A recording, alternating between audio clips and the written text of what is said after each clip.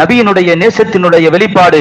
இமாமுனா மாலிக் ரஹ்மத்துல்லாஹி அலைஹி கிதாபிலே பதிவு செய்வார்கள், நீங்கள் உண்மையில் அல்லாஹ்வுடைய ரசூலை விரும்பக்கூடியவர்களாக இருந்தால் அவர்களின் மீது அதிகமாக ஸலவாத் சொல்லுங்கள் என்றார்கள்.